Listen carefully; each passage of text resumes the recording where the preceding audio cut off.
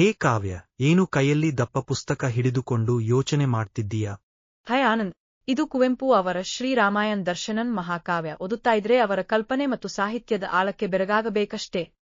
ಹೌದು, ಕುವೆಂಪು ಅವರ ಸಾಹಿತ್ಯವೇ ಹಾಗೆ. ಅವರಿಗೆ ಕನ್ನಡದ ಮೊದಲ ಯುಗದ ಕವಿ, ರಾಷ್ಟ್ರಕವಿ ಅಂತ ಸುಮ್ಮನೆ ಕರೆದಿಲ್ಲ.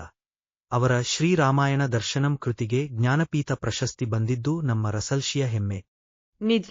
ಅದಕ್ಕಿಂತ ಹೆಚ್ಚಾಗಿ ನನಗೆ ಅವರ ಮಹಾಚೇತನ ಚಿಂತನೆಗಳು ಇಷ್ಟ. ರಾಮಾಯಣದ ಕಥೆಯನ್ನೇ ಹೊಸ ದೃಷ್ಟಿಕೋನದಲ್ಲಿ ಎಲ್ಲರಿಗೂ ಸಮಾನತೆ ಸಿಗುವ ರೀತಿಯಲ್ಲಿ ಮರುಸೃಷ್ಟಿ ಮಾಡಿದ್ದಾರೆ. ಹೌದು, ಕೇವಲ ಕಾವ್ಯ ಮಾತ್ರವಲ್ಲ, ಅವರ ಕಾದಂಬರಿಗಳಾದ ಕಾನೂರು ಹೆಗ್ಗಡಿತಿ ಮತ್ತು ಮಲೈಗಳಲ್ಲಿ ಮದುಮಗಳು ಓದಿದ್ದೀಯಾ? ಮಲೆನಾಡಿನ ಪ್ರಕೃತಿ ಸೌಂದರ್ಯ ಮತ್ತು ಅಲ್ಲಿನ ಜನರ ಜೀವನವನ್ನು ಎಷ್ಟು ಜೀವಂತವಾಗಿ ಚಿತ್ರಿಸಿದ್ದಾರೆ ಅಲ್ವಾ? ಮಲೆಗಳಲ್ಲಿ ಮದುಮಗಳು ಓದುವಾಗ ನಾವೇ ಮಲೆನಾಡಿನಲ್ಲಿ ಇದ್ದೇವೆ ಅನ್ನೋ ಅನುಭವ ಆಗುತ್ತೆ. ಪ್ರಕೃತಿಯನ್ನು ಅವರು ದೇವರೆಂದೇ ಕಂಡವರು. ಅವರನ್ನು ಪ್ರಕೃತಿ ಕವಿ ಅಂತಾನೂ ಕರೀತಾರೆ. ಪ್ರಕೃತಿ ಮಾತ್ರವಲ್ಲ ಕಾವ್ಯ, ಅವರ ಸಾಮಾಜಿಕ ಚಿಂತನೆಗಳು ಕೂಡ ಇಂದಿಗೂ ನಮಗೆ ದಾರಿದೀಪ. ವಿಶ್ವಮಾನವ ಸಂದೇಶ ನೀಡಿದವರು ಅವರು. ಹುಟ್ಟುವಾಗ ಎಲ್ಲಾ ಮಾನವರು ವಿಶ್ವಮಾನವರೇ, ಬೆಳೆಯುತ್ತಾ ನಾವು ಅವರನ್ನು ದೇಶ, ಧರ್ಮ, ಜಾತಿ ಅಂತ ಗಡಿಗಳಲ್ಲಿ ಬಂಧಿಸ್ತೇವೆ ಅಂತ ಅವರು ಹೇಳಿರೋ ಮಾತು ಎಷ್ಟು ಸತ್ಯ ಅಲ್ವಾ? ಖಂಡಿತ ಆನಂದ್.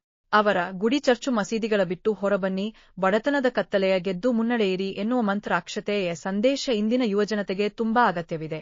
ಮೂಲ್ನಂಬಿಕೆಗಳನ್ನು ತೊರೆದು ವೈಜ್ಞಾನಿಕ ಮನೋಭಾವ ಬೆಳೆಸಿಕೊಳ್ಳಿ ಎಂದಿದ್ದರು. ಸರಿಯಾಗಿ ಹೇಳಿದೆ. ನಾವಿಬ್ಬರು ದಿನವೂ ಹಾಡುವ ನಮ್ಮ ರಾಜ್ಯಗೀತೆ ಜಯ ಭಾರತ ಜನನಿಯ ತನುಜಾತೆ ಬರೆದಿದ್ದು ಕುವೆಂಪು ಅವರೇ ಅಲ್ಲವೇ? ಕರ್ನಾಟಕದ ಸೌಂದರ್ಯ ಮತ್ತು ಸಂಸ್ಕೃತಿಯನ್ನು ಆ ಒಂದೇ ಗೀತೆಯಲ್ಲಿ ಅಮರಗೊಳಿಸಿ ಬಿಟ್ಟಿದ್ದಾರೆ. ಹೌದು, ಅವರ ಕವನಗಳು, ನಾಟಕಗಳು, ಉದಾಹರಣೆಗೆ ಸ್ಮಶಾನ, ಕುರುಕ್ಷೇತ್ರನ್, ಶೂದ್ರ ತಪಸ್ವಿ ಪ್ರತಿಯೊಂದರಲ್ಲೂ ವೈಚಾರಿಕತೆ ಎದ್ದು ಕಾಣುತ್ತದೆ. ಅವರ ಸಾಹಿತ್ಯವನ್ನು ಎಷ್ಟು ಓದಿದರೂ ಸಾಲದು. ನಿಜ ಕಾವ್ಯ. ಕುವೆಂಪು ಅವರ ಸಾಹಿತ್ಯ ಅಂದರೆ ಅದು ಕೇವಲ ಅಕ್ಷರಗಳಲ್ಲ, ಅದೊಂದು ವಿಚಾರಧಾರೆ. ಬಾ, ನಾವಿಬ್ಬರೂ ಸೇರಿ ಅವರ ಇತರ ಕವನ ಸಂಕಲನಗಳನ್ನು ಓದೋಣ. ಖಂಡಿತ ಆನಂದ್, ನಡಿ ಹೋಗೋಣ.